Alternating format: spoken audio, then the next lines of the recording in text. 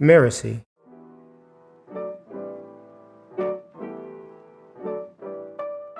There's been a lot of time spent worrying about if everyone else is okay and not always making myself or my own goals a priority, and then sometimes they might even get lost.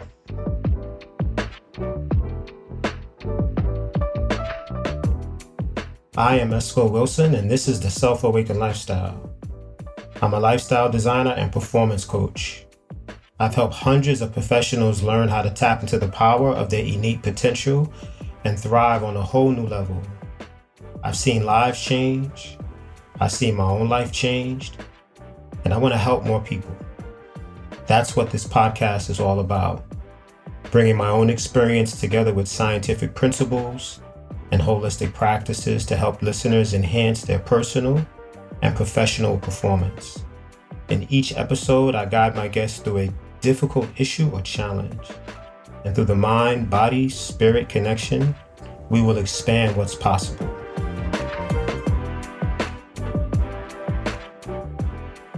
So I wanted to lean into today's episode with a story about the last time I interacted with my business partner in drug dealing. We were part of essentially a drug clique, and we called ourselves Mind on Money. And this last interaction or communication is me a year into my 60-month prison sentence. And I receive a letter from a business partner, and I know him as D. He's from Detroit, and we grew up together. And when I say grew up together, my senior year in high school, he lived with me. His mother was having some issues with drug abuse. 3 younger boys who later on, they also become like brothers to me. My father opens up the house, and now I have basically a brother.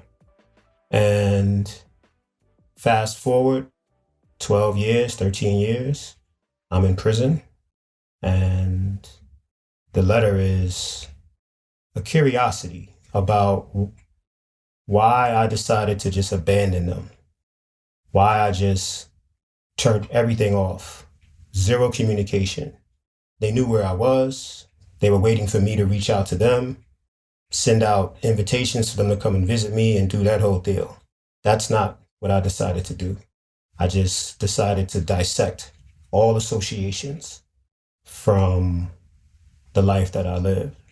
So all relationships, any information, I don't want to hear any backstories. I don't want to be involved in any capacity. I'm in prison. I'm in this container for me to renew myself, engage in self-mastery, and move forward. So I'm reading this letter, and I can hear the sadness.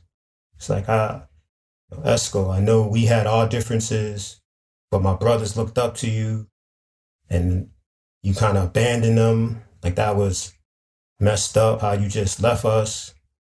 And I'm reading it, and I can feel empathy, and I can feel compassion, but there's a part of me that is building a boundary while I'm reading the letter. And that part of me is saying, yo, I'm in prison. I can't help you. You need to go and help yourself. And I actually responded. I wrote a letter. And in that letter, a little more compassionate, I said, I ain't got nothing for you. I'm moving on. I wish you the best. I apologize for bringing you into the situation, but now it's yours. And go ahead and do what you need to do with it. That was essentially the heart and spirit of the letter that I wrote to him. And that's the last time that I've ever communicated with essentially my brother. And the reason I made that decision is because our interaction became, instead of a spiritual partnership, more of a partnership in like devilish activities. The trust level between him and I diminished completely. It got to the point where we're living in the same house. The person that I trusted the least was him. We had people break into our house. We had people point gun at us. I trusted him the least on a subtle level. Like my heart would beat more around him than around the obvious enemy.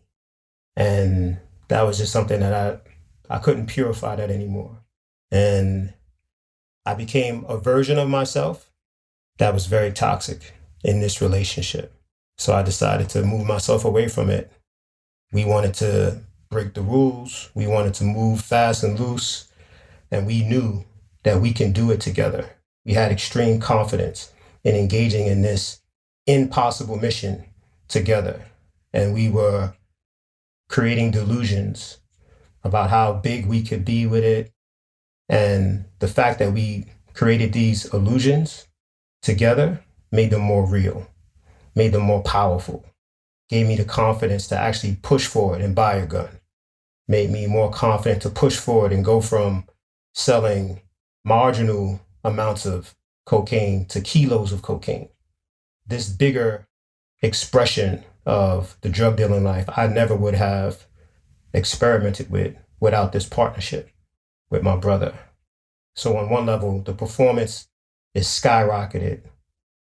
I just wonder what would have happened if we decided to take that powerful potential in the love that we have for each other and pushed it into a direction that is more in honor of who we really are and what our families know us to be and what our community expects from us.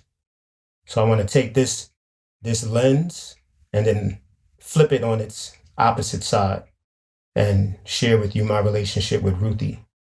So I'm happy that we have a chance to introduce you to somebody that I consider one of my spiritual partners in this up and coming episode.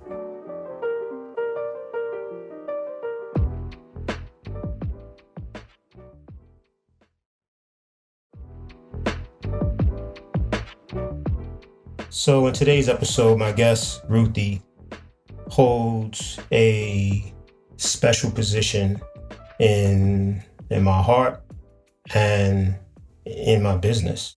I label her as one of my first spiritual partners, if not the first. So I made my transition from being a personal trainer, doing very well at the New York Health and Racquet Club in New York City.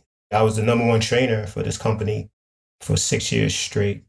And I knew that I wasn't offering the type of value that I wanted to offer in terms of the magnitude of transformation. Physical transformation is great, but I wanted people to experience what I felt I experienced going through my journey, being in prison and changing my lifestyle and not only enhancing my health and becoming emotionally intelligent, but also somebody who can manifest their biggest opportunities and become a larger version of themselves. That's what I wanted to offer to people.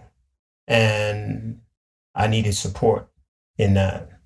So Ruthie decided to engage with me, meaning I would offer her ideas and programs and exercises, and she would basically be my guinea pig.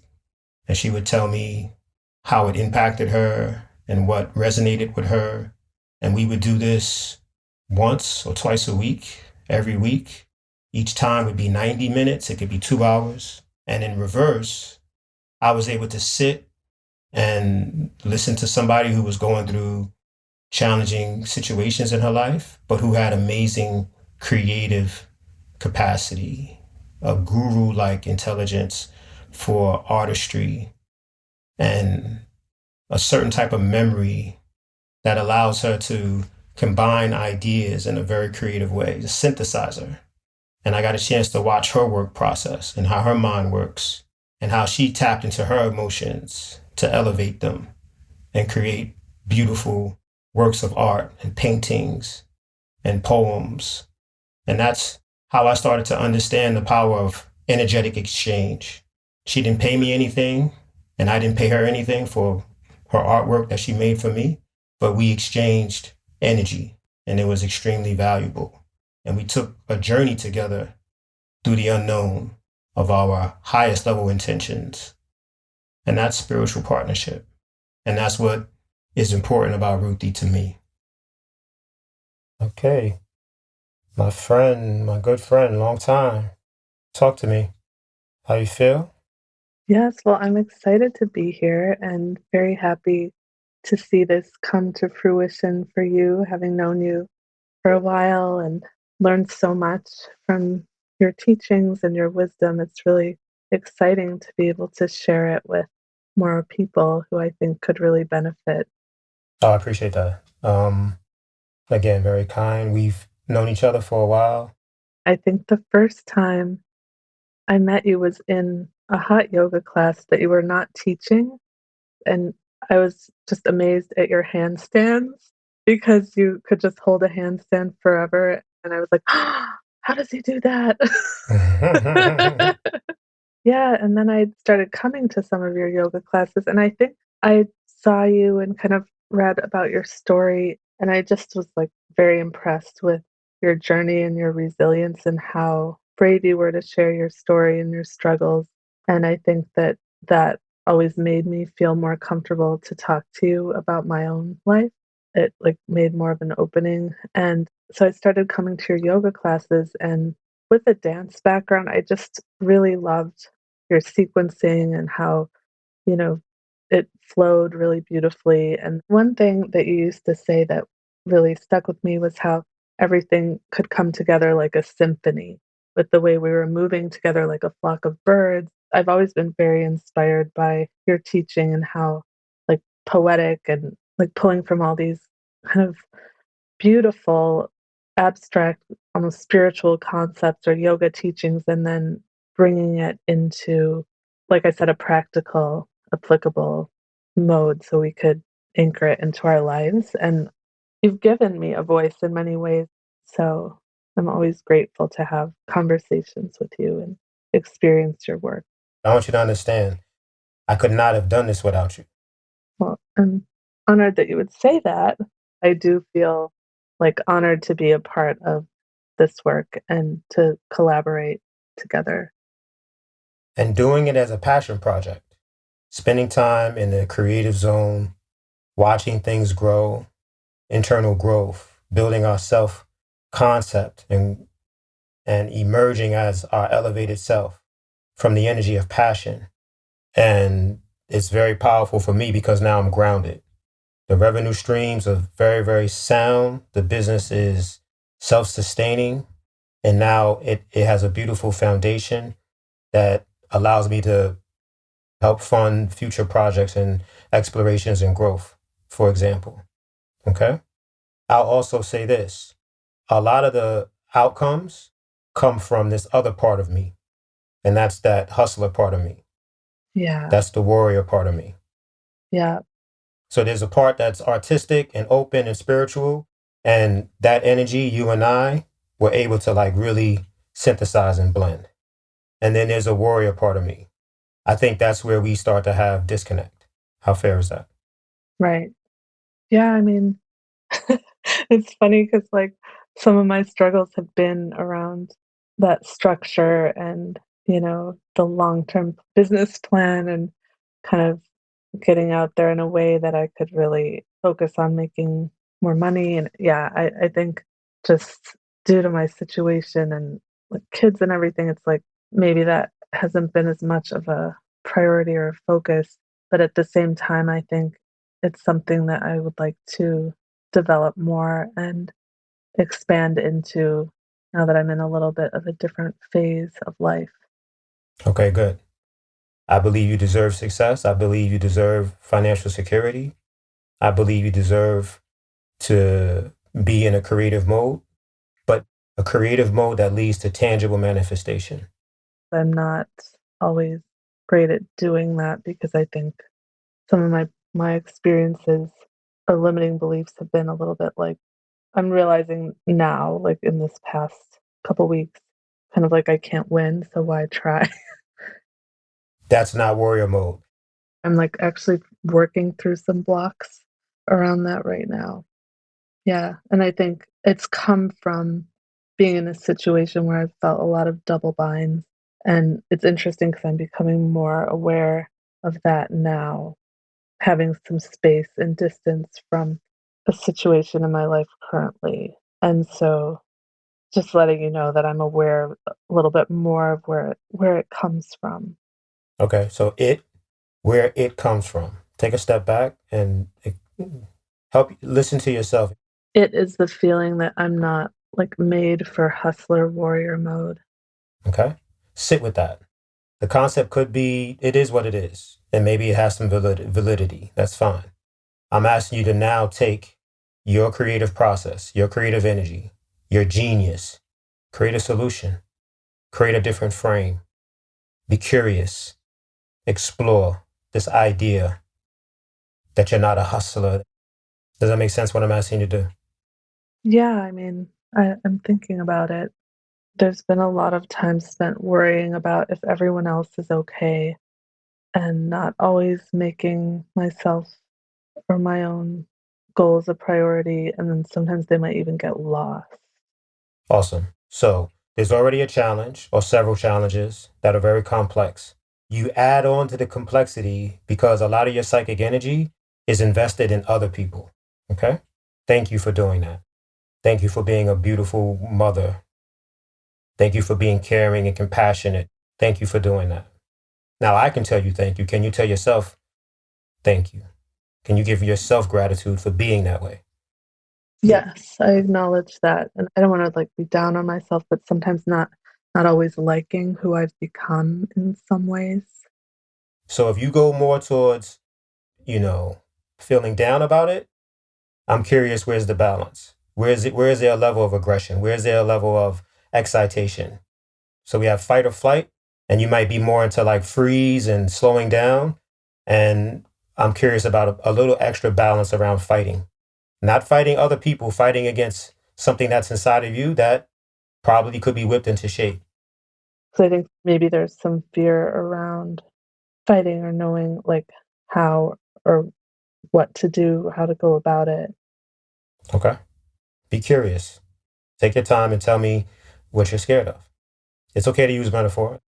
I think just scared of being unprotected or unsupported.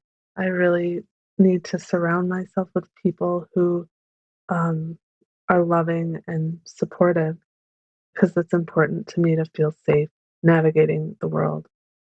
Okay. What else could it say?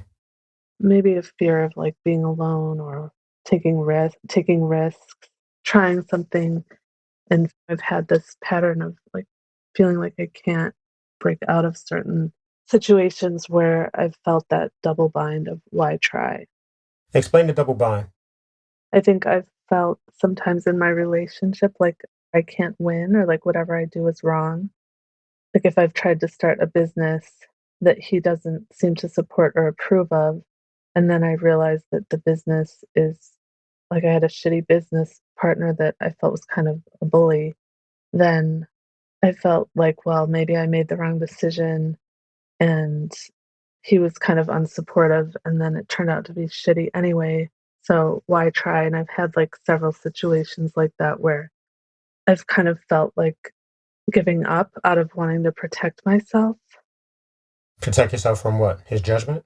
from his judgment and other people's and then feeling kind of bullied. Okay. So let's assume all of it is valid. Okay. So, in terms of your creative prowess, top notch, genius level, creativity, artistic presentation, genius level. How fair is that? It's fair, I own it. Ha! Okay. We just take our chips off the table. I love it. Good. I'm very, very, very happy that that persona raised their hand and said, yeah, at the end of the day, Okay. all the other stuff is valid and this is valid. That's important. Right. I just think, as a mom wanting to be there for my kids growing up and, in a relationship where I felt like I haven't always been supported or, like I said, things I've tried to do, I've felt have been kind of knocked down, sadly. And I think that's hurt my self esteem a bit. But also, like the reality of when you're dealing with three kids, you can't always do everything that you think you can. and you have to have some support to be there for them, and you can be in a vulnerable position because of that, and sometimes your mind is spread really thin, and, like, your patience is really tested, and now, like you said, that they're a little older, it's a different phase of what now, and having a shift in time and ability to make different choices and focus on creating things, from a place of not being so. I do feel like I hustled when they were little to just do what I could do when they were in school. Thank you. Yeah, I mean, like, I hustled. Thank you. I was going to cheerlead you on that, but I wanted you to bump into that on your own. Now we're starting to see. So we have this part of you that is unbelievably gifted. And we also recognize, you know what? I am a hustler. Slow down. Hold on. I am a hustler. I'm a fighter. I am a soldier. Fair? Yeah, Great. I think it centers around, like, a motherly instinct. So now we can reframe this idea about, your character, Mhm. about not having that fight, not having that go-getter mentality. I love it. Perfect. So the idea is that I need support. Mhm. Okay. In attack mode, the mother, she might need support or she might want support, but is it going to stop her from doing what needs to be done? The lack of support. Hell no. So, yes, it would be beautiful to have support. Great. If it's not there, there's a genius who has grit, who can go through a certain set of processes to help cultivate support. I'm looking for not just a little bit of fairness. I'm looking for, like, yes, this is exactly what can be done. Well, it's helping me to think about, like, where is that grit now? Where is that motherly instinct now? The instinct is the instinct. That grit, that resiliency got pushed towards supporting the children. Right. And are we saying that that same energy can't be pushed into something to solving other problems? Is that what we're saying? No, it can. It can be. Good. So let's stop right there. Let's hold that. There's a genius inside of you. So even if we are not that person right now, can we become the person who can shift with some kind of creative solution, some kind of poetic, symbolic, amazing intellect? Take the energy of instinct and fire and grit and push that into solving a series of challenges that have nothing to do with your kids, but have everything to do with moving forward in life. Yeah, I just got kind of emotional thinking about it. Okay? Take your time. Sit with that. Harness the emotion. These primal emotions, they're very, very powerful and they open up an ocean of energy. They open up a universe of who you really are. So I want you to settle into it.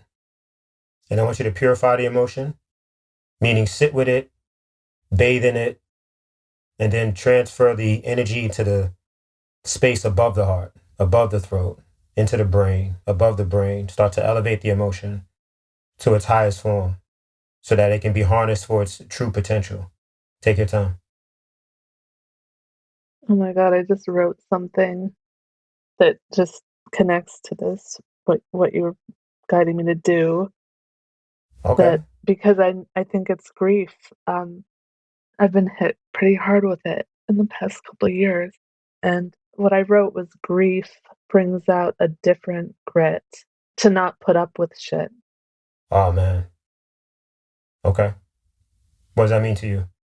So I feel like some of the shit I've been putting up with in my relationship that I feel has been toxic, that I don't have the bandwidth to put up with it anymore. And it's like a blessing and a gift. But at the same time, it's like making me let go of things that I may have been holding on to, to try to please other people or but it's kind of like when when someone dies, it's a different kind of birth and motherly instinct that comes out where because it's like the opposite end of the spectrum with a birth, it's like similar energy. So when someone dies, there's a different grit that comes out. It's like that grief that cracks you open to your core, and you're like, no, I have no trouble letting go of anything and everything now that was not in line with my values or how I want to be treated. I'm going to offer you this. There's somebody inside who used to accept what was unacceptable. I'm asking you to discover what was their reasoning and then start to figure out a way to alter that reasoning. Be curious about that reasoning.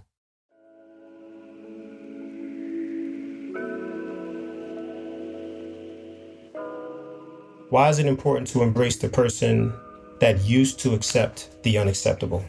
I believe that it's important to really sit down and learn from the philosophy of what might be considered our default self. That means sit in their shoes and sit in the situation that they were in that led them to believe in what they believed in. That requires creativity. And that's why we meditate.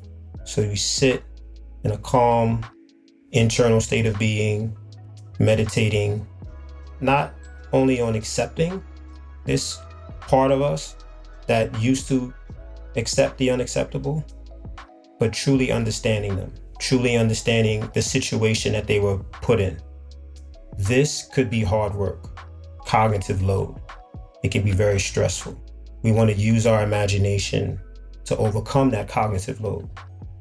It allows us to understand how tapping into ourselves at a deeper level allows things to be easier.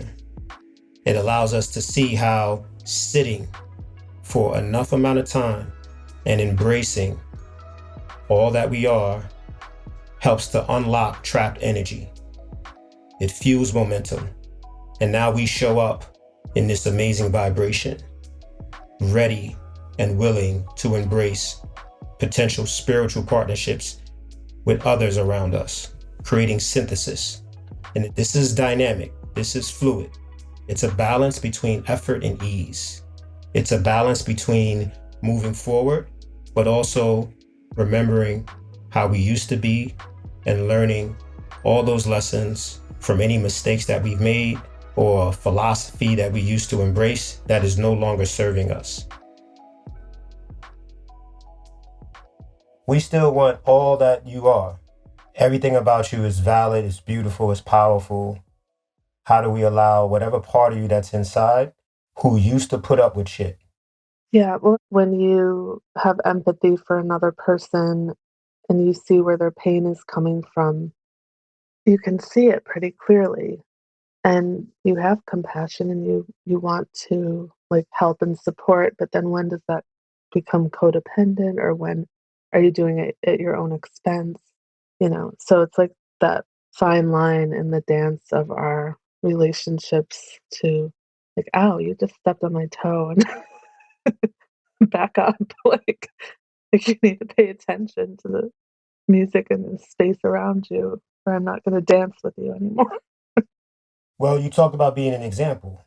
So there's a part of you that always wants to give outwardly. And there's a way to still give outwardly while serving your greatest needs. And like you said, being an example of your higher level self, engaging in behavior that is sustainable, that can grow and push you in a trajectory that makes sense to you. Being a shining example to your daughters. You can also be an example to people who, might hurt you because they're in default, because of their trauma, because of, their situation. That's what comes to mind. What kind of example could you set? Right. So I can love you while still saying enough is enough and I'm moving forward. Tough love and balance, and knowing that you don't always have to know the right choice, and you can be in the ambiguous sometimes and like let the waves wash over you, so you don't have to always like force a plan or a decision if it's not quite ripe yet. Exploring with that beautiful genius creative mind of yours and allowing things to emerge. And we watch what emerges, and what emerges is something that's beyond poetic. It's something that cannot be explained until it actually happens. This is what I'm asking you to do. I'm asking you to sit in whatever heaviness that's existing around you and allow that creative force that flows through you to emerge even in that heaviness. These are all creative approaches that go beyond just rational thinking and like strategic planning. There's all kind of ways to be exactly who you are, all that you are, and move forward in this beautiful way that's going to be an example to your girls. That's going to be an act of kindness to, people that you're moving forward from or whatever that looks like.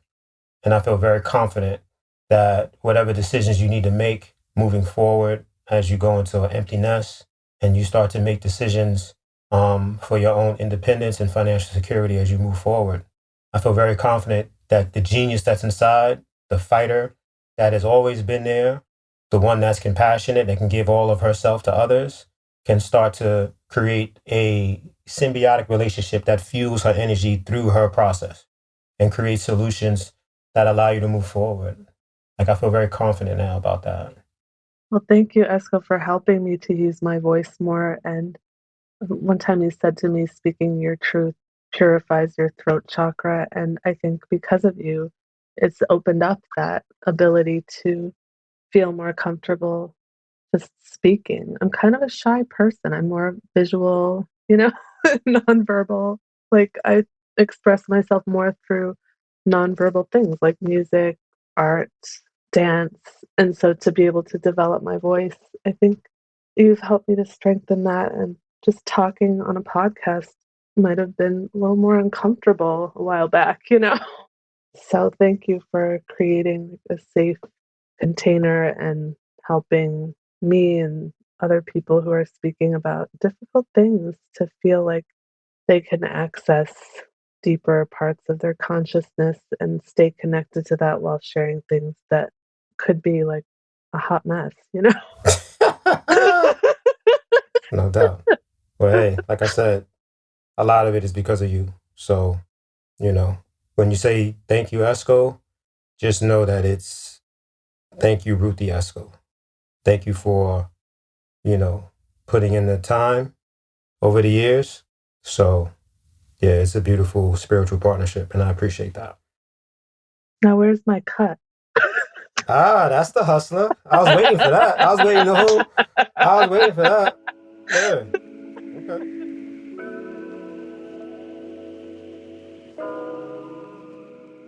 What resonated most with me about this episode? Ruthie mentioned a very powerful statement, a philosophical statement. Grieving requires grit. That really resonated with me because it goes into this idea of solving complex problems and staying resilient, knowing that at the end of it is happiness. So grieving, standing in the disappointment, in the heavy emotions long enough so that the parts of you that are holding on can be given the support that they need to not just numb themselves, not just surrender, but to truly see inside of themselves that they will be made whole by moving forward. And it requires grit to accept this new possibility. But the grit and the resiliency associated with it leads to tremendous benefits. It does require imagination. It does require belief. It does require a viewpoint of a spiritual lens. And when it all gels together, I think it's one of our greatest opportunities to expand our self-concept and expand our consciousness. The other thing that really resonated with me was toward the end of the episode where she makes this statement, "Where's my cut, Esco?" It resonated with me because I wanted to hear that personality. I wanted to hear the character inside. It's like, hold up, Esco, we did this together. Where's my cut? That part of her can provide not just the vision, but the execution of turning her talents and her gifts and her genius into something that's sustainable financially, something that's providing extreme value to the populations of people that would truly love what she has to offer. The experiences I've had with Ruthie lay the foundation of the Self-Awakened Lifestyle community. And I've learned all of that through transformative experiential learning in the safe container of a spiritual partnership with Ruthie. In spiritual partnership, because of the container that is being created, a container of trust, a container of elevated emotion, a container of creativity, intuition, a container of belief. Because we're partnering in that type of energy, your self-conscious beliefs, your doubts, your criticisms about yourself, they actually provide access to deeper layers of who you are that could truly benefit from the spiritual partnership. How do you explore not just the self-doubt, but the person inside who is holding on to those ideas? That's what a spiritual partnership allows. Your vulnerabilities, your defaults, they get a lot of nurturing, they get a lot of care. So the pool of unconscious thoughts that can be toxic, they become purified in this engagement with your spiritual partner. Another aspect of spiritual partnership is the ability to expand what we know as a meta-consciousness. So not just your conscious thoughts, but your ability to understand yourself and all around you with your spiritual partner or your spiritual partners, almost like a mastermind, and a meta-consciousness emerge. Reflections of yourself that you cannot see if you're by yourself. It's something very intelligent, absolutely, but also has that beautiful heartfelt energy connected to it, that spiritual energy. That's how I view it. That's why it's important to me, and that's why Ruthie should probably get her cut.